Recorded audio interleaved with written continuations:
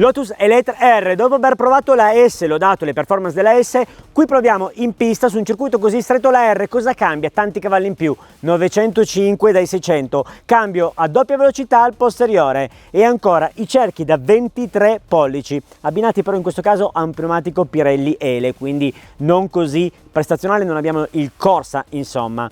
E infine barre antirolio attive e soprattutto asse posteriore sterzante, che qui dovrebbe dare un grande contributo. Prestazioni davvero incredibili, potenziale teorico. Vediamo la differenza con la sorella minore, cioè la S, che qui era stata velocissima. Salite con me in auto.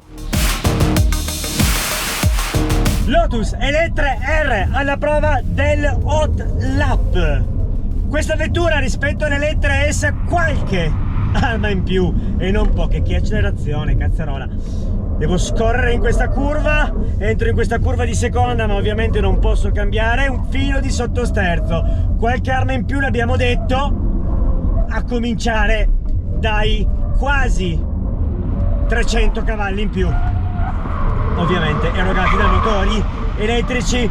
Un cambio al posteriore a 2 rapporti, tornantino, entriamo 80 all'ora, 60, abbassiamo la velocità sotto i 50 leggermente, esco di traverso, un po' sporco subito, rettilineo velocità 150 all'ora, credo che neanche un go-kart riesca ad arrivare qui a questa velocità, semplicemente perché la spinta è poderosa. C'è un po' però di sottosterzo, lo sentiamo, soprattutto l'anteriore non inserisce così precisamente, il peso è importante e anche superiore a quello che è il peso della versione S, di qualche chilo, oltre 100 in realtà.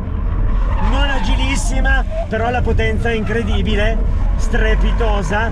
L'assetto pista consente una libertà maggiore del torque vectoring e dei differenziali. Vediamo di farla scorrere, cerco di girare stretto, via, leggermente di traverso il posteriore. Diciamo la dinamica di guida è bella, forse la S è addirittura più bilanciata, si sente più la spinta, si sente un torque vectoring estremamente più libero dal punto di vista della gestione della vettura, e questo è bello, è rilevante.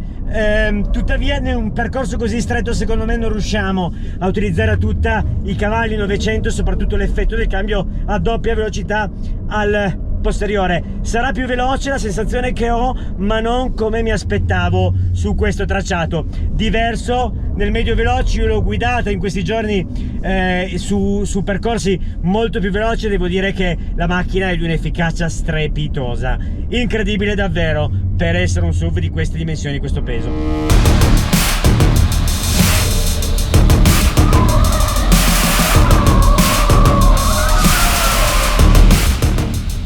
La modalità track pista, che c'è solo per la R, ha un grande vantaggio, dovrebbe liberare il torque vectoring e consentire anche i traversi. Andiamo a vedere come pendoliamo con questo super SUV.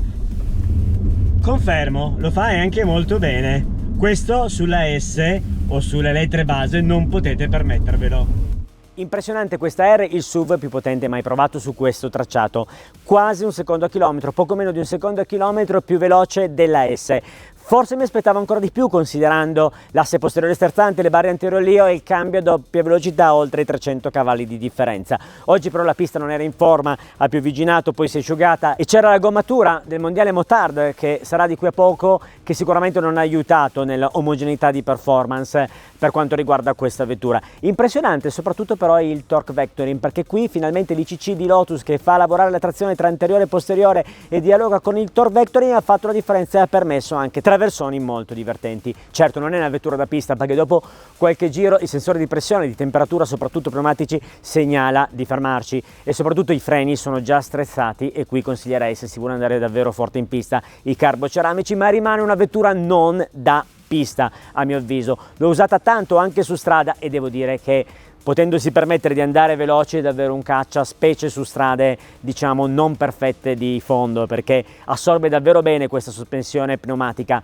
ed è efficace e performante ai tempi. Qui nello stretto lo dimostrano, quindi non è una vettura da pista a mio avviso, ma non lo può essere un Hyper SUV. È una vettura veramente tra le più efficaci al mondo su strada in termini di velocità, e performance. Dopo tanta attenzione mediatica sulle elettriche, che erano le auto da comprare fino a poco più di un anno fa, adesso comincia a esserci un po' di odio mediatico, ma la verità non è questa. La verità è che le elettriche hanno un senso, avranno sempre più un senso, fin tanto che dal punto di vista ingegneristico riusciranno a superare in termini di performance le vetture termiche, ovviamente con considerazioni in termini di sound differenti. In questo caso cominciamo davvero con Lotus Eletre a percorrere questa strada, perché comincia a essere, lo vedete, dei tempi superiore a livello di guida alle analoghe vetture termiche. Siamo sulla strada giusta. Ditemi cosa ne pensate, commentate qui sotto.